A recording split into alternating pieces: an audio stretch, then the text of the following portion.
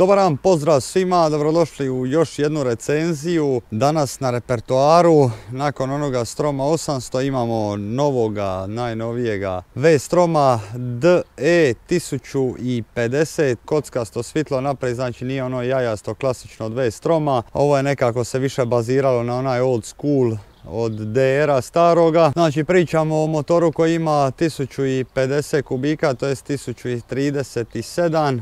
Razlika između ovoga i onoga 800 je što je 800 promijenio novu mašinu u red na 2 cilindra, dok je ovaj 1050 i dalje ostao na svojoj dobroj staroj V mašini koja se pokazala jako dobra i kvalitetna. 107 konjskih snaga, 100 Nm okretnog momenta. Šta se tiče konjskih snaga imamo 107 konja, znači to je nešto slično kao i kod Afrike Twin. 100 Nm okretnog momenta, znači gasa nam falit neće. Možda ne bi bilo loše da ga ima još malo, ali šta je tu je. 6 brzina, vodeno hlađenje, napred i natrag full podesivi ovjes, naravno to je odlična stvar. Naprijed imamo 110, čak i 21 col naprijed, znači nekako off-road predloženo. Straga 150-17.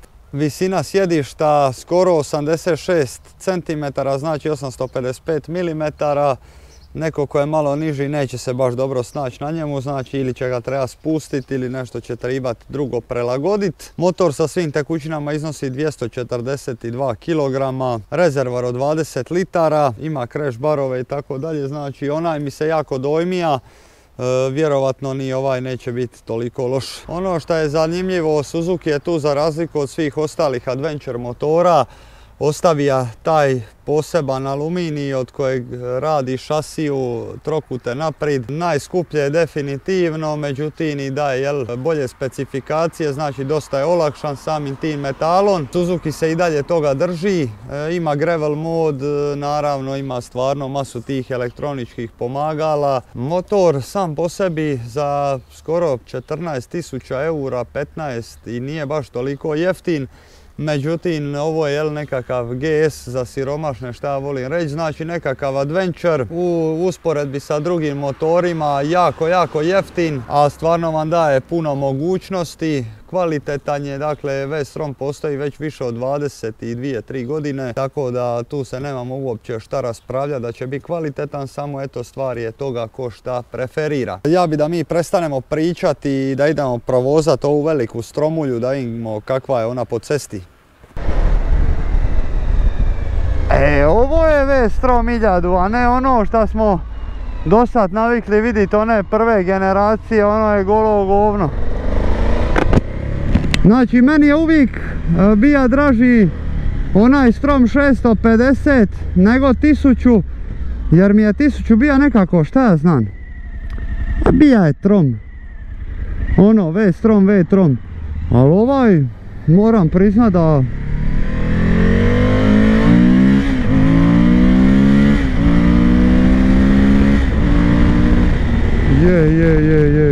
ovo je, moram priznat da je dosta dobra ova iljadarka, puno bolja nego su bile one do sad.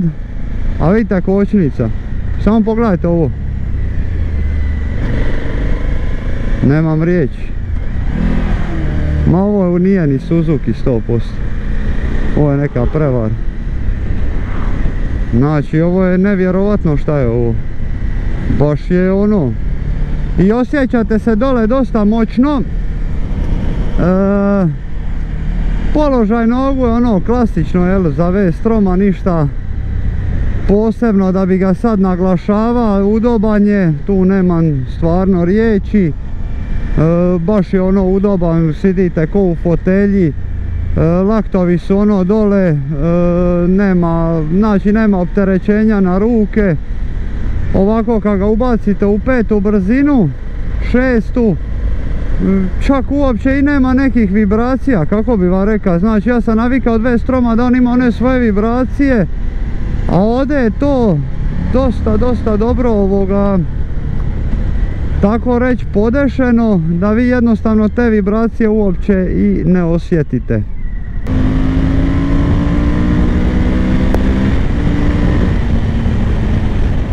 Bome ovo stvarno moram vam reći da odmah da se razumimo, ajmo ga usporediti sa Afrikom, iako Afrika dosta skuplja od ovoga i tako dalje, ali dobro, nećemo sad ulaziti u to.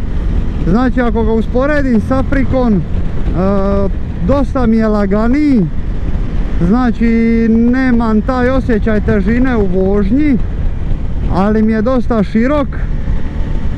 Ovdje mi malo smeta po ramenima zaštita od vitra, ali je dosta dobra nego što sam navika na Stromu, barem onome 800. Ono što primjećujem da mi ne puše ništa evo ovdje ispod ruke, znači uvijek bi mi nekako na tim Stromovima vjetar dolazio odole i onda ja nisam znao šta je to, znači sve bi nekako puhalo, međutim sad to nekako baš lipo razbacuje vitar sa strane, tako da se ja zapravo nemam šta požalit.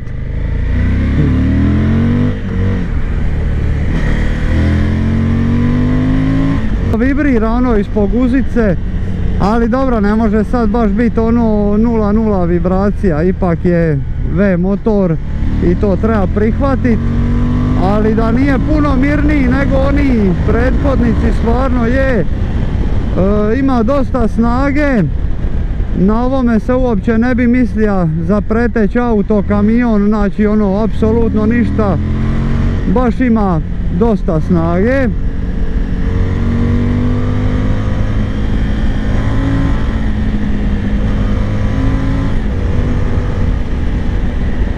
Vidim se sa ženom kako vozi novi motor i putuje okolo, ne umara mi ruke, čak ono na nekim trenucima nema ni osjećaj da sam na motoru. Ono što mi se sviđa kod Suzukija, kao i kod onoga V-Stroma 800, znači dosta je user friendly, brzo se ovo shvati.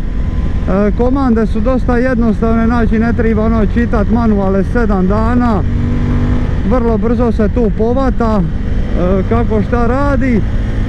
Motor ovako nakon 7000 malo digne te vibracije i naravno kako se diže brzina, pošto su ta 2 cilindra, on mrvicu izgubi na snazi, ali to je normalno kod bilo koja 2 cilindra, bez obzira je LR motor ili putni motor, to su jednostavno čari toga motora.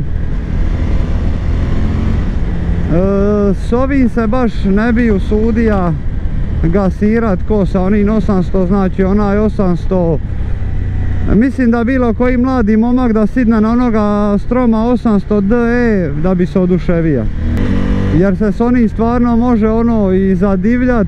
Ovaj je već malo teži i glomazniji, tako da bi to preskočio sa ovim motorom. Da, to je to što mi ne paše. Vidite kako ga 21 col izbacuje vanka zavoja, bez obzira koliko ga ja lomija, on me želi izbaciti vanka zato što je jebiga 21 col je napravljen za off-road, a ne za cestu, ali s obzirom da mu je ovjes dosta dobar, ne treba se boriti sa njim da ostane u traci, samo treba imati to na umu. I ne znam kakva je to kombinacija da naprijed ima buvel, straga je tubeless guma, znači to ne znam uopće koji je to pametni inženjer napraviti tu kombinaciju, znači totalno bez veze, ili mi daj obe gume tubeless ili stavi oba dva buvel, ne znam šta izvode, ali dobro, to je njihova stvar. Motor kad se ubaci ovako u 6, može se sa njim dosta lipo ploviti. Znači baš ono može vožnja biti uživancija, malo mi ovdje laktovi ruku dobijaju vitar i kad se nagnem malo dobijem u ramena, ali ovaj vizir je dosta funkcionalan, znači najbitnije mi je da mi ne tuče ovdje u glavu, tako da sam u tom segmentu dosta zadovoljan. Ovo na Stromu 800 i 650 možete zaboraviti, a onaj 1000 Strom prijašnji je pretrom i jednostavno predjen za svoju kubikažu i to me baš onako nervira. A ovdje su to, moram priznat, stvarno dobro napravili, iako bi ga ja iskreno preferira u onoj narančastoj varijanti ili žutoj varijanti, kad crna mi je malo dosadna, jer mu u stvari sakrije ove njegove bridove i tako dalje, međutim opet to su samo osobni ukusi. Uglavnom ovjes dobar, udobnost dobra. Da vidimo sad tu okretnost. Da.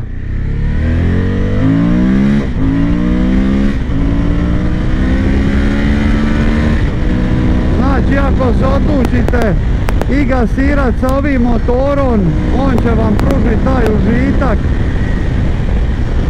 Stvarno nije loš, ne mogu reći. Ima onaj bezvezan zvuk koji me jako nervira, ali to je zvuk koji V-Strom već ima dugi niz godina. Retrovizori, znači imam osjećaj kao da imam oči na zatiljku. Toliko su dobri, mirni, znači ništa ne vibrira, jasno se vidi slika. A znate da ja patim od tih dobrih retrovizora.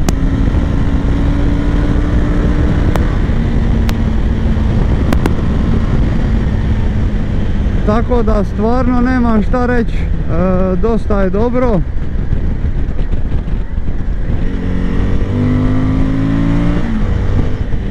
Kad poželite nekoga prestići, to možete napraviti bez ikakvih problema. Malo mi je ovaj gas drndav, međutim to je nekako za 2 cilindra i očekivat, iako su ga mogli oni napraviti da bude malo nježniji gas, a ne da mi glava trza. Kočnice, sad ovo ću vam reći, nećete mi vjerovat, kočnice su mu prejake, znači baš su prejake. Znači totalno mi je iznenađenje kako ovako kad pritisnem prednju kočnicu mi posupa taj prednji kraj vilice, potonu dole, znači baš je ono jeben stroj.